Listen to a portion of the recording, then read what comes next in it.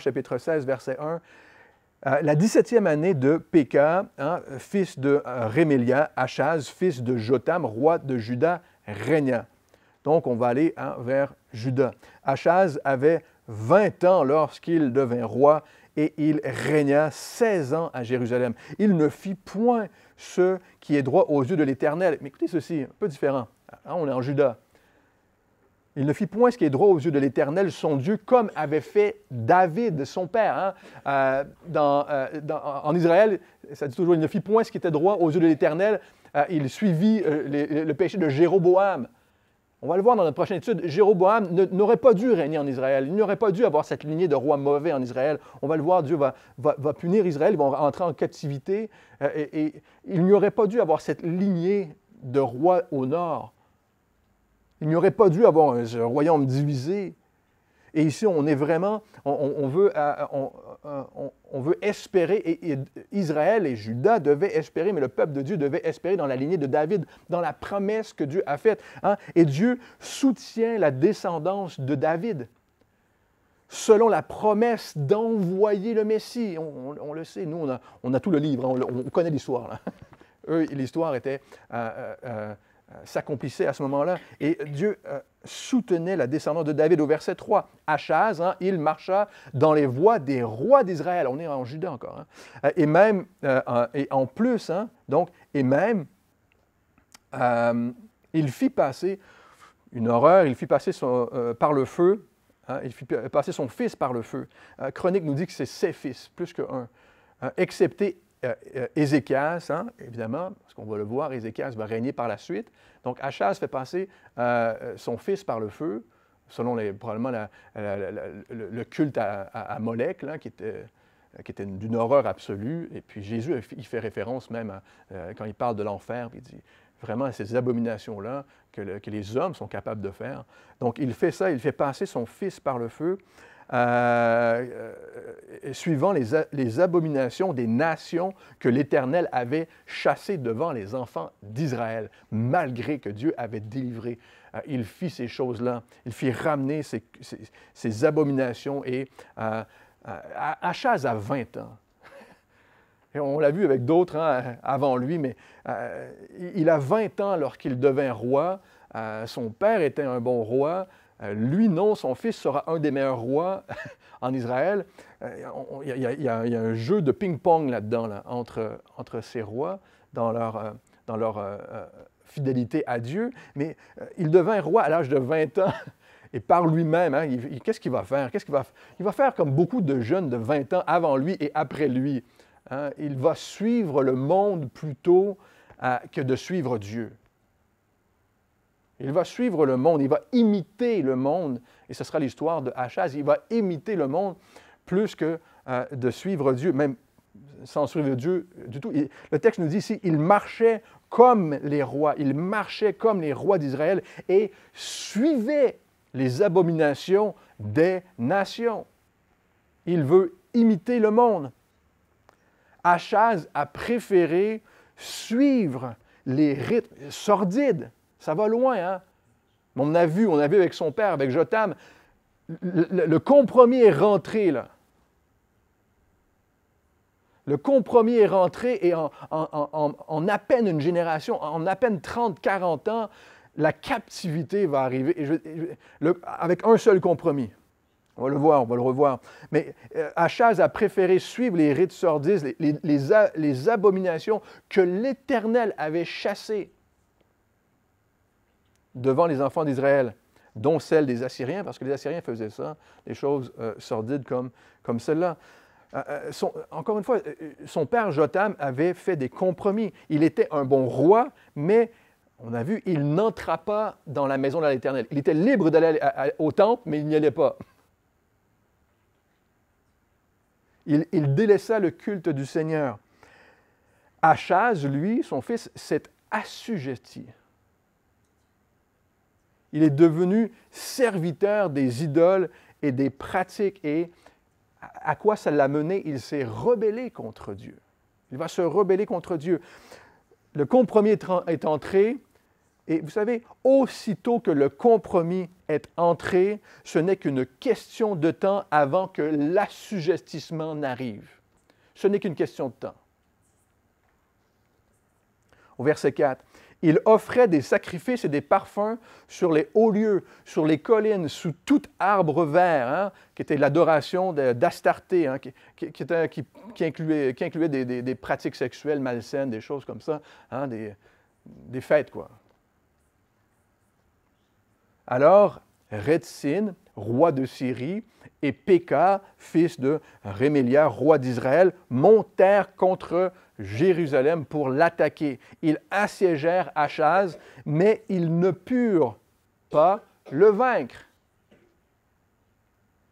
On a vu dans notre dernière étude au chapitre 15, hein, dans ce temps-là, l'Éternel commença à envoyer contre Juda Rétsin, le roi de Syrie, et Péka, le roi d'Israël. C'est Dieu qui a permis ça. C'est dur à comprendre. On se dit, mais pourquoi Dieu permettrait ça? Il nous le dit. Pourquoi est-ce qu'il a permis ça? Premièrement, parce qu'ils ont laissé l'ennemi entrer. Ils ont laissé l'ennemi entrer et le Seigneur veut les avertir. Dieu veut les avertir. On va le voir dans notre prochaine étude, hein, mais le Seigneur va le répéter. Il va rappeler encore son peuple à lui. Dans notre prochaine étude, qui sera la fin du royaume d'Israël, ce sera terminé pour le royaume d'Israël, et on verra sa captivité en Assyrie. Mais au chapitre 17, cela arriva parce que les enfants d'Israël péchèrent contre l'Éternel, leur Dieu. Pourquoi ça arrive, ces choses-là? Parce qu'ils péchèrent, parce qu'ils ont laissé rentrer l'ennemi, parce qu'ils n'ont pas écouté Dieu, parce qu'ils ont laissé le compromis. Au verset 13, chapitre 17, l'Éternel, écoutez, on ne peut pas dire que Dieu ne les a pas avertis. L'Éternel fit avertir Israël et Juda par tous ses prophètes, par tous les voyants, et leur dit, revenez de vos mauvaises voies. Pourquoi Dieu a fait ça? Pour les avertir. Et il a envoyé tous ses prophètes. Et là, on ne peut pas dire ici, à cette époque, que Dieu n'a pas envoyé l'artillerie. Je ne veux pas dire, il y a des mots qu'il ne faut pas que j'essaie de prononcer ce matin. Il envoie les plus grands prophètes. Ésaïe est là, on a vu Amos, ils passent les uns après les autres, Jonas. Ils sont tous là, ils vont tous parler au roi et leur dire, mais pourquoi tu fais ça?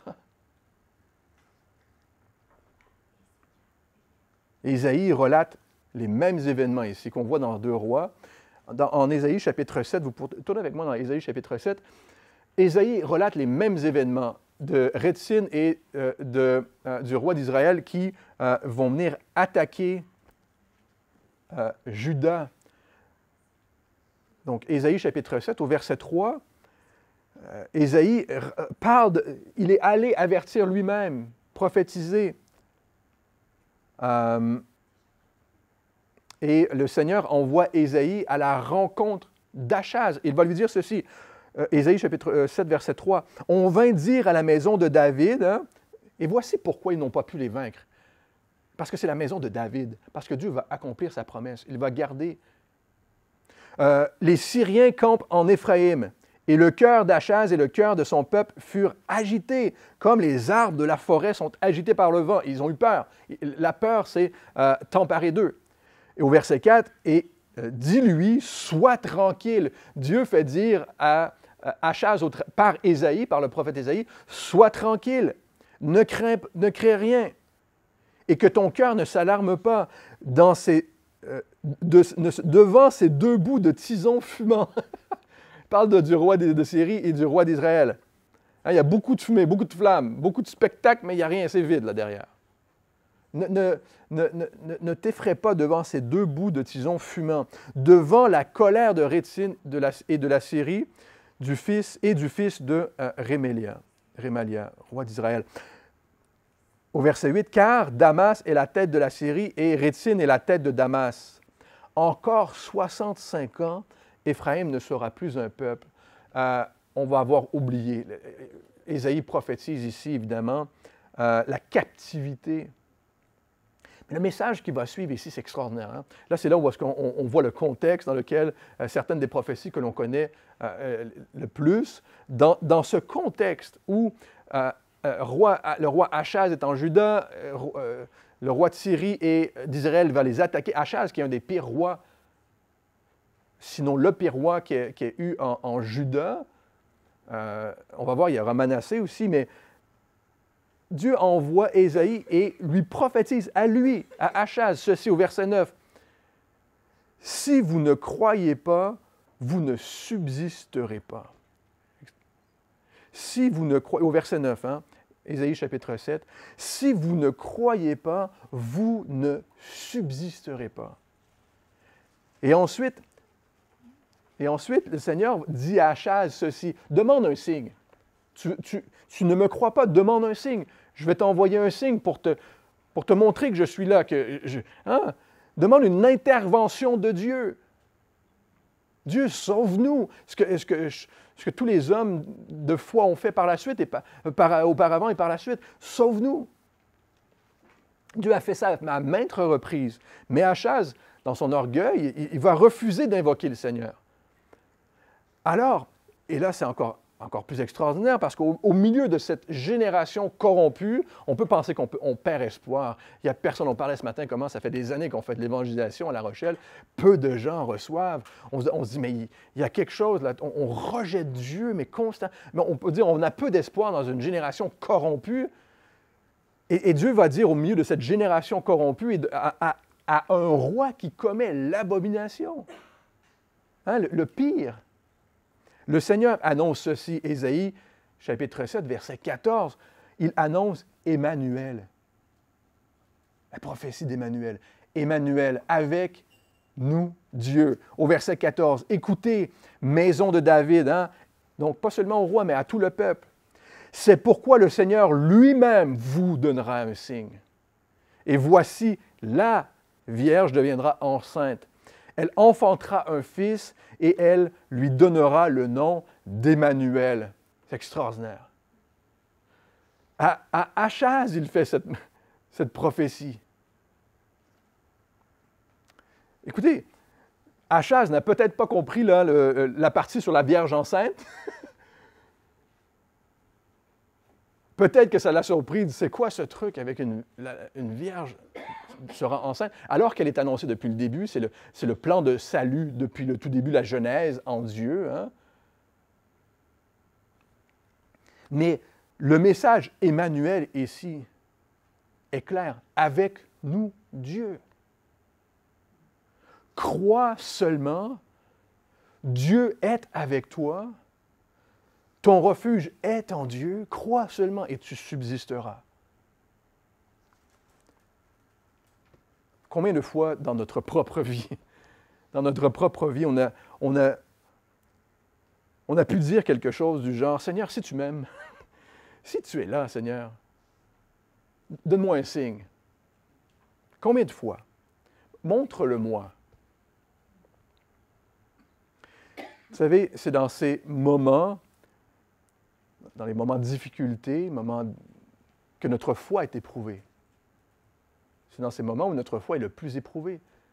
Ce n'est pas seulement lorsqu'on a besoin de prendre des grandes décisions par la foi, c'est lorsque les épreuves arrivent, notre foi est éprouvée. Et, vous savez, saviez-vous que le Seigneur aime qu'on l'interpelle? Il aime qu'on fasse appel à lui. Pas que l'on doute, pas qu'on se détourne de lui, qu'on s'endorme pendant un moment, on se dit « OK, tout va bien se passer, on n'a pas besoin qu'on passe au travers. » Il aime qu'on l'interpelle. « Seigneur, aide-moi. Seigneur, accompagne-moi. Guide-moi, Seigneur. Sauve-moi. Guéris-moi, Seigneur. J'ai besoin de toi. Je sais que tu es là. Je sais que tu es bon. Je sais que tu m'aimes. » Le Seigneur aime ça. J'espère que vous le croyez ce matin.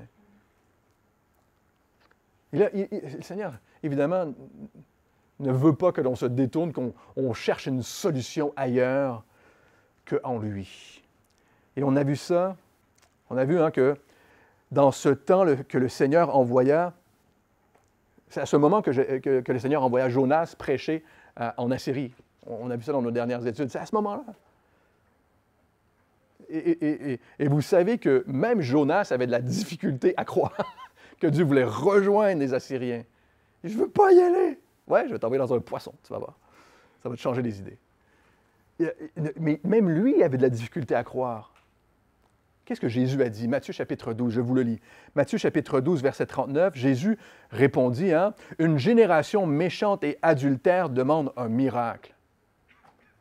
Il ne lui sera donné d'autre miracle que celui du prophète Jonas. » Ah oui, 3 jours et 3 nuits dans le poisson. Car de même que Jonas fut 3 jours et 3 nuits, dans le ventre du grand poisson, de même le Fils de l'homme sera 3 jours et 3 nuits dans le sein de la terre. Voilà le signe que Dieu nous donnera. Le Seigneur nous appelle à lui de la même manière aujourd'hui qu'il appelait à l'époque, à ce moment-là, par la foi. Par la foi. Et aujourd'hui, par la foi dans le Messie, nous connaissons son nom, c'est Jésus-Christ. Par la foi en Jésus, de croire dans ce signe. Dieu l'a annoncé ici, encore une fois, à Achaz. Dieu l'a annoncé par la foi dans l'intervention de Dieu, dans ce que Dieu, lui, peut faire. La parole de Dieu a toujours pointé à Jésus. Elle a toujours pointé à Jésus, à qui il est et ce qu'il accomplirait par amour, parce qu'il nous aime. La parole a toujours fait ça. Le Seigneur Jésus a tenu sa promesse. C'est lui qui a donné cette promesse. Il a tenu cette promesse et il est venu nous secourir. Il est venu. Qui Achaz aurait dû craindre? La Syrie, Israël? Qui est-ce qu'il aurait dû croire? L'Éternel. Surtout que Dieu vient à lui, clairement, il lui offre sa grâce une fois de plus. Mais son incrédulité l'a condamné. Et la nôtre aussi nous condamne. C'est l'incrédulité de l'homme, de la femme qui, là, il la condamne. C'est l'incrédulité de chacun. Et l'incrédulité d'Achaz l'a condamné. Ésaïe, chapitre 7, verset 13, Ésaïe, je vous le lis, hein, ajoute ça à Achaz, lorsqu'il parle à Achaz. « Est-ce trop peu de choses pour vous de lasser la patience des hommes que vous lassiez encore celle de Dieu? » Pourquoi tu résistes? Pourquoi tu veux douter? Il n'y a pas de preuve, de signe, de miracle plus grand et plus intentionné qui démontre l'amour de Dieu que la venue, la mort et la résurrection de Jésus. Il n'y a pas de signe plus grand pour toi aujourd'hui. Il n'y a pas de signe plus grand de tous les temps de l'intervention de Dieu, qu'il t'aime, qu'il veut te sauver. Il n'y a pas de signe plus grand que celui-là. Jésus a dit, encore une fois dans Matthieu chapitre 12, « Les hommes de Ninive se lèveront au jour du jugement avec cette génération, celle qui refuse, qui rejette, et la condamneront, parce qu'ils se repentirent à la prédication de Jonas. Et voici, il y a ici plus que Jonas. » N'est-ce pas? Qu'est-ce qu'il y avait de plus que Jonas devant? C'est Jésus. C'est lui qui parle. Il y a ici, regardez-moi, il y a ici plus que Jonas, plus que sa prédication, plus qu'un prophète qui vient vous annoncer. Je suis le salut. 2 Rois, chapitre 16, verset 6, on continue. Dans ce même temps, Rétsine, roi de Syrie, fit rentrer Élat au pouvoir des Syriens. Donc, un autre roi prend la place. Il expulsa d'Élat les Juifs et les Syriens vinrent à Élat, où ils ont habité jusqu'à ce jour. Non, pardon, c'est Élat, la ville qui est rentrée aux mains des Syriens. Il n'y a pas encore le changement de roi ici en Syrie, mais regardez ce qui est écrit. Le roi de Syrie fit entrer Élat au pouvoir des Syriens. Il expulsa d'Élat les Juifs. C'est la première fois qu'on rencontre le mot juif dans l'Ancien Testament ici. Et c'est comme le royaume est divisé, le mot juif représente Juda ici. Au verset 7, Achaz envoya des messagers à Tiglath-Pileser, roi d'Assyrie, pour lui dire je suis ton serviteur et ton fils. Achaz a peur de la Syrie et d'Israël qui montent contre lui, donc il va voir l'Assyrie et elle lui demande son aide. Il dit je suis ton serviteur et ton fils. L'assujettissement, hein? Monte et délivre-moi de la main du roi d'Assyrie, de la main du roi d'Israël qui s'élève contre moi. Et Achaz prit l'argent et l'or qui se trouvaient dans la maison de l'Éternel et dans les trésors de la maison du roi, et il l'envoya en présent au roi d'Assyrie. Qu'est-ce que c'est? Achaz, évidemment, a une fausse humilité avec Dieu et une grande hypocrisie avec les gens. Hein? Il dit « Je suis ton serviteur et ton fils ». Et il envoya un présent au roi d'Assyrie. Non, on appelle ça il l'a soudoyé, en fait. C'est pas un présent. Hein?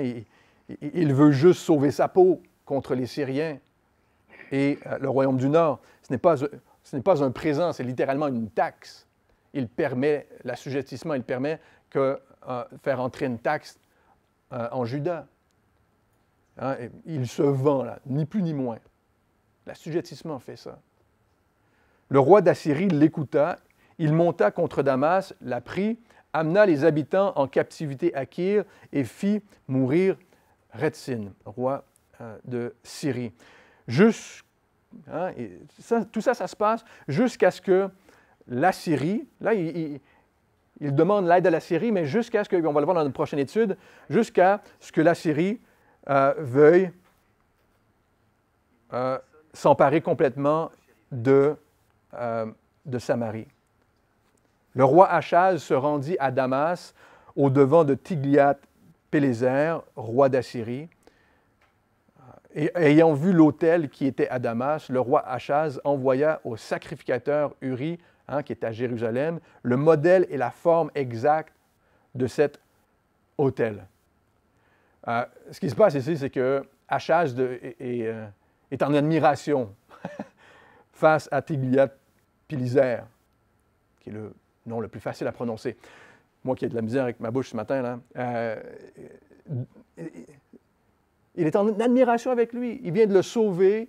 Il a vu qu'il probablement il était puissant. Il a fait que d'une bouchée la Syrie et le royaume du Nord. Et donc, Achaz va se rendre jusqu'à lui et va voir que lui, il a un autel qui est dédié à ses dieux. Donc, il prend les plans de l'autel et il les envoie à Jérusalem pour répliquer, pour faire par le prêtre à Jérusalem le même autel qui est en Assyrie. Vous me suivez ce matin, hein?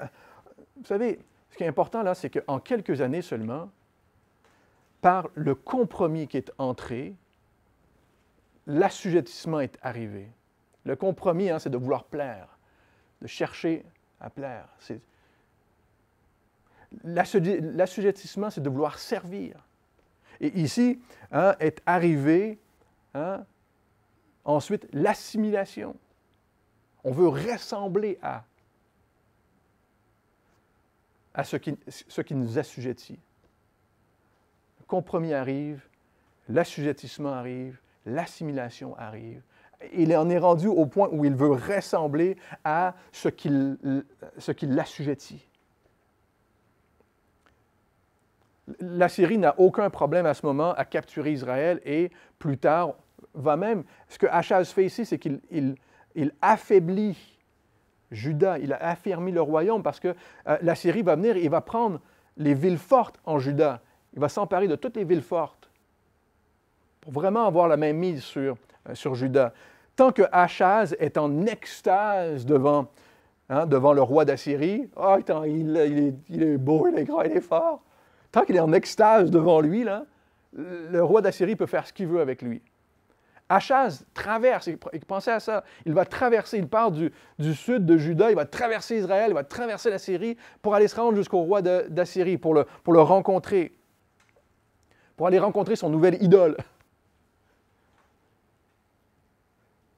qu'il appelle son maître et son père.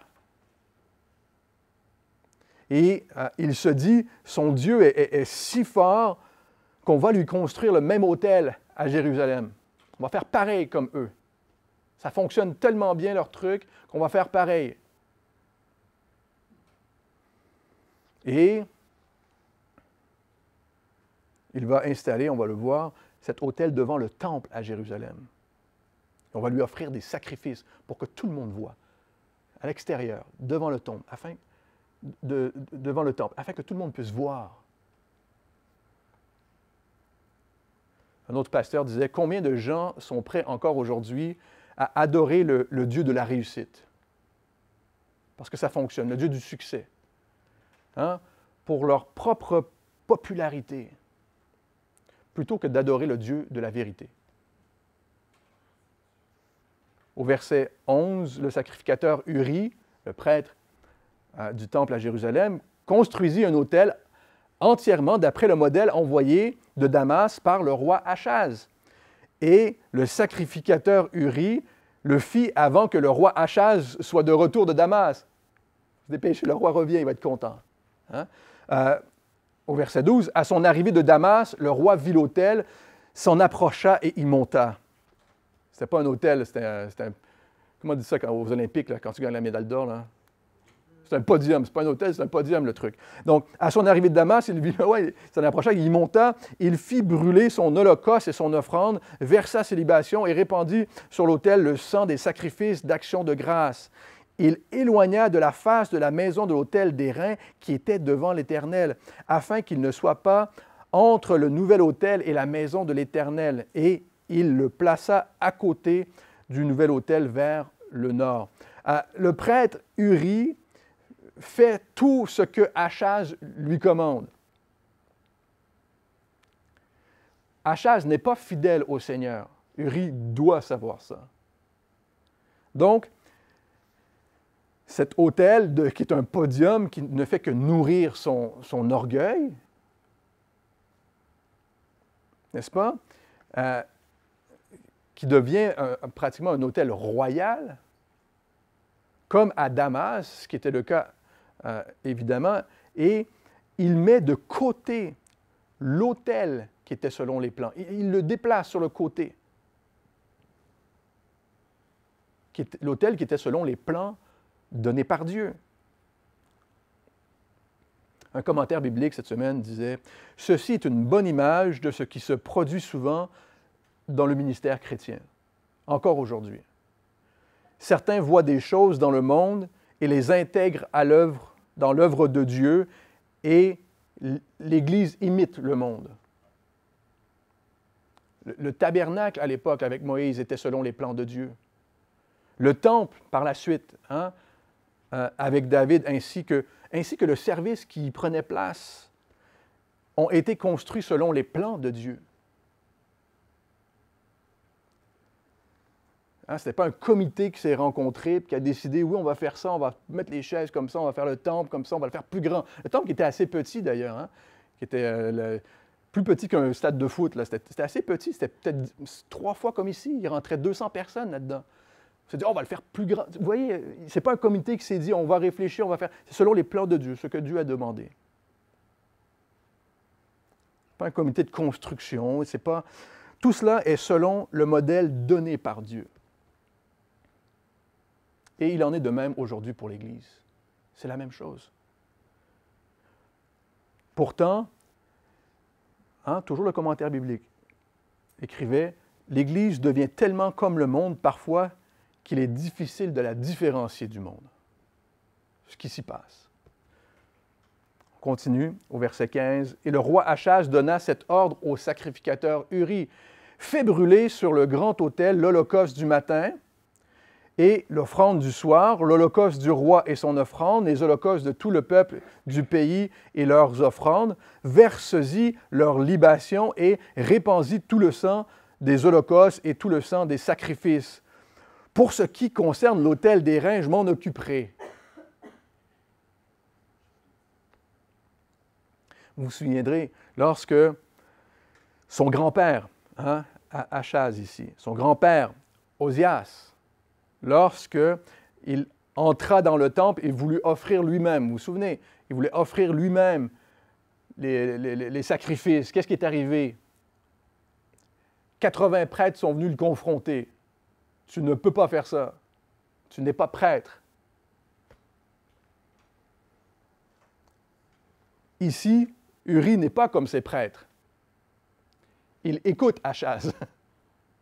Il fait tout ce qu'il lui dit de faire. 3 grandes hérésies qui sont survenues dans l'histoire de l'Église. Plus ou moins. 3 grandes hérésies. Après la Réforme protestante, il y a 500 ans. La première, des plus grandes hérésies qui s'est infiltrée dans l'Église, c'est lorsque l'Église croit qu'elle est supérieure au monde. Lorsque les chrétiens ou l'Église croient qu'elle est supérieure au monde. Deuxième grande hérésie qui peut se produire encore aujourd'hui, toute Église est mise en garde de ne pas faire ces choses, mais deuxième grande hérésie qui peut se produire dans l'histoire de l'Église, c'est d'être séparé du monde. De vouloir se séparer du monde, se concentrer sur nous-mêmes, nos bobos, nos trucs, là. Nos doctrines, on ne voit plus rien à côté, il n'y a plus rien qui se passe, être séparé du monde. Et la troisième grande hérésie qui peut se produire dans l'histoire de l'Église, c'est être comme le monde. Être supérieur au monde, séparé du monde ou comme le monde. Frères et sœurs, le Seigneur nous appelle à être différents. Nous sommes différents. Nous avons été sauvés par le sang de Jésus-Christ. Nous avons mis notre foi en lui. Et nous vivons selon ses commandements, selon sa parole, n'est-ce pas? Et nous vivons dans une société où le chrétien détonne de plus en plus. Lorsqu'on veut vivre pour Jésus, on vit dans une société où on détonne de plus en plus. Il y a une grande différence, de plus en plus. Achaz et Uri, ici, imitent le monde simplement pour plaire au monde. Ils vont mettre cet autel devant.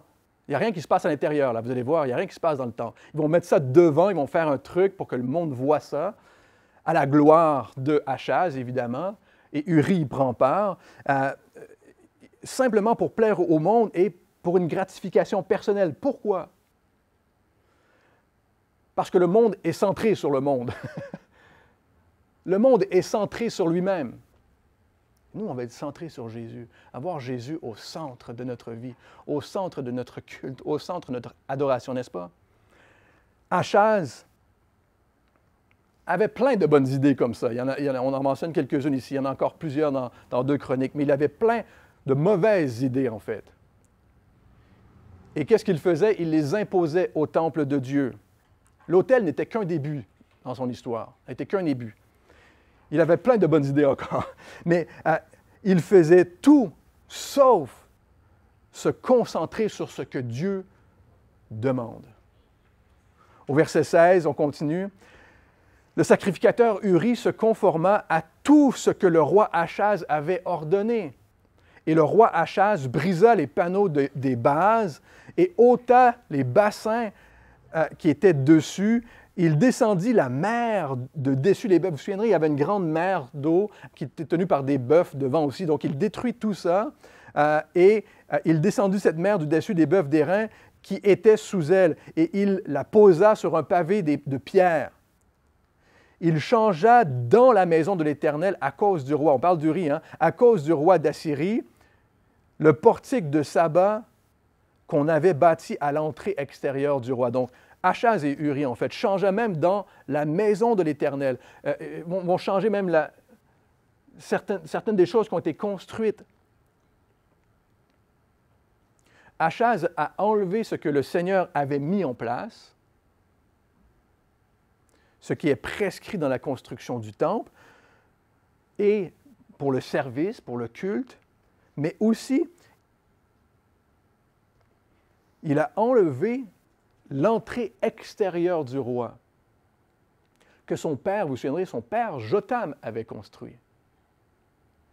Jotham, qui n'allait pas à la maison de l'Éternel, mais qui avait donné de l'argent, il avait calmé sa conscience. Moi, je ne vais pas au temple, mais je donne au temple. Donc, il avait fait construire cette porte, cette entrée extérieure du roi, qui était ajoutée au temple, hein, qui a probablement, c'était probablement une entrée pour relier la maison du roi à la maison de l'Éternel. Mais on a vu que dans la maison de Jotham, hein, le compromis est entré bientôt avec son fils, l'assujettissement et l'assimilation. Les choses ne ressemblent même plus à un temple, au temple. Ça ressemble à quelque chose d'une autre nation, de l'extérieur du monde. Mais Jotham, en construisant cette porte extérieure, hein, une entrée privée est vite devenue l'entrée pour plein d'autres compromis. Un petit compromis a été la porte pour plein d'autres compromis, pour plein d'autres choses. Achaz se préoccupe plus d'être, en plus ici, l'ami des grands. Il a une idole, il veut plaire à quelqu'un, mais il se préoccupe plus d'être l'ami des grands de ce monde que de sa relation avec Dieu. Il changea dans la maison de l'Éternel à cause du roi d'Assyrie. Intéressant, hein? Ah, s'il vient me voir, ou s'il vient, on va l'accueillir comme chez lui. Il est inquiété de ce que le roi d'Assyrie va penser. Et le prêtre Uri devait être très content. Ah, bien, il y a du nouveau matériel au temple, c'est extraordinaire. Ça change la face, c'est plus moderne, c'est nouveau. Hein, le prêtre Uri devait être content. Et en tous les cas, il était complaisant.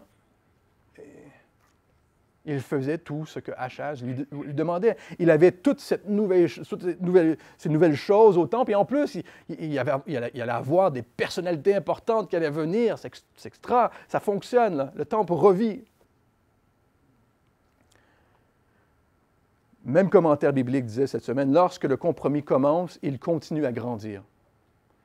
Et tout ce que ça prend au mal pour triompher dans cette situation est quelqu'un de faible, comme Uri, pour que les leaders imposent ce qu'ils veulent.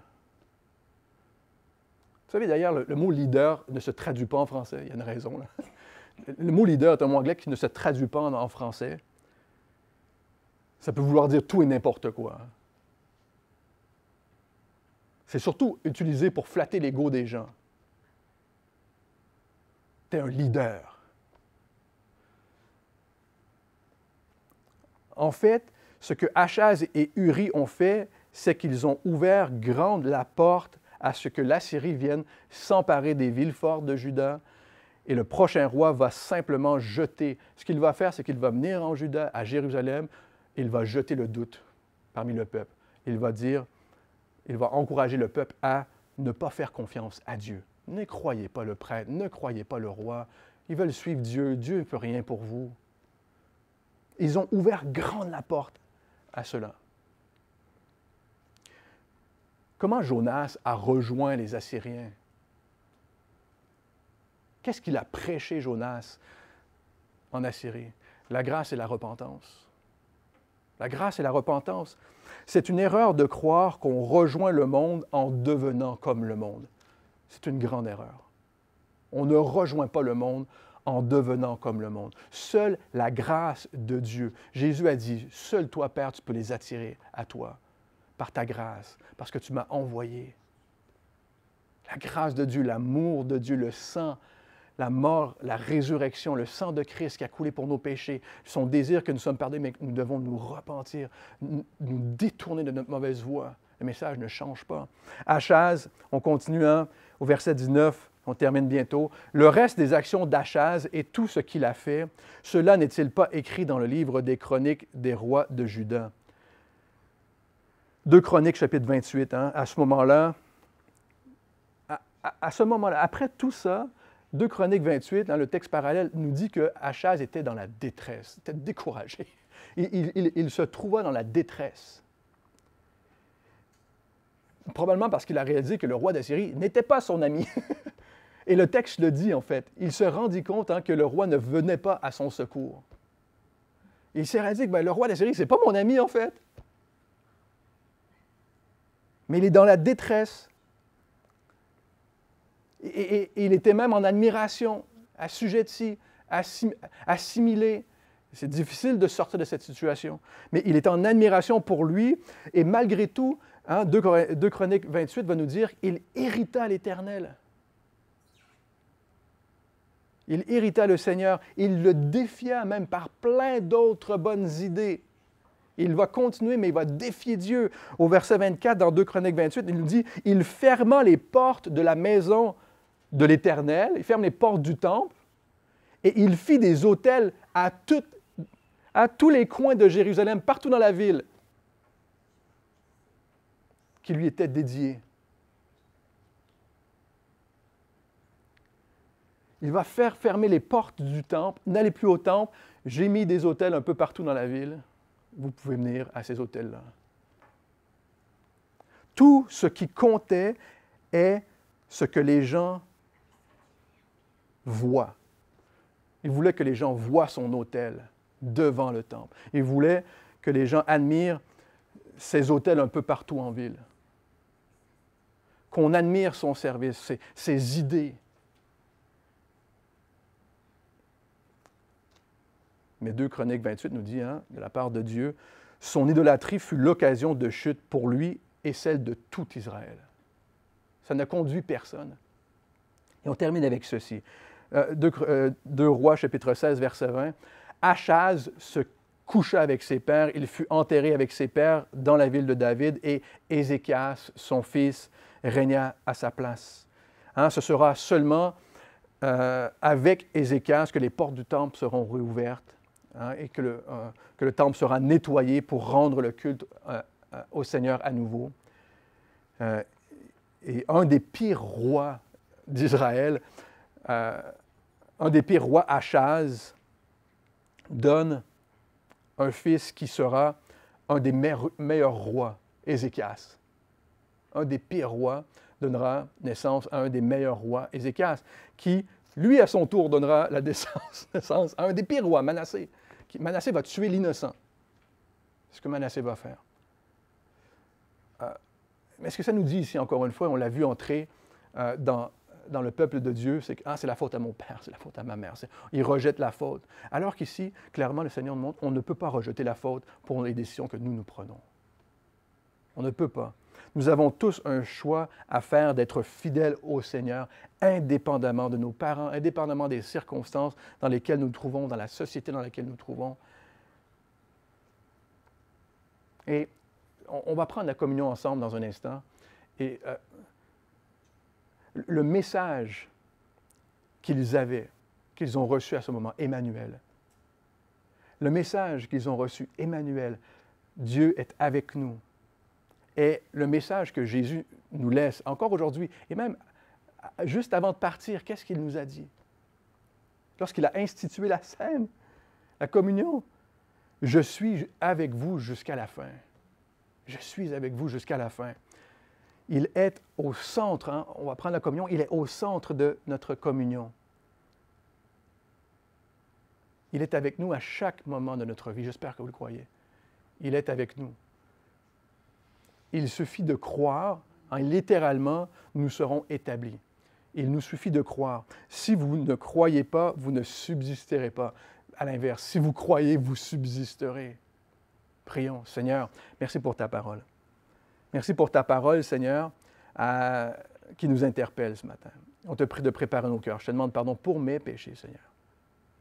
Pour ma bouche, mon cœur, mes pensées, mes actions, Seigneur, qui ne te représentent pas, Seigneur, parfois. Je te demande pardon, Seigneur. Et nous savons que tu nous pardonnes. Et nous avons cette espérance, cet espoir que tu nous laves. Et tu le fais maintenant. Et merci, Seigneur. Et tu le referas. Mais nous sommes reconnaissants aujourd'hui. Reconnaissants que tu nous as appelés et interpellés constamment. Tu es avec nous, Emmanuel. Et c'est le message, Seigneur, que l'on prie pour chacune ici aujourd'hui. Qu'on puisse vivre notre vie chaque jour en voulant t'obéir, t'être fidèle.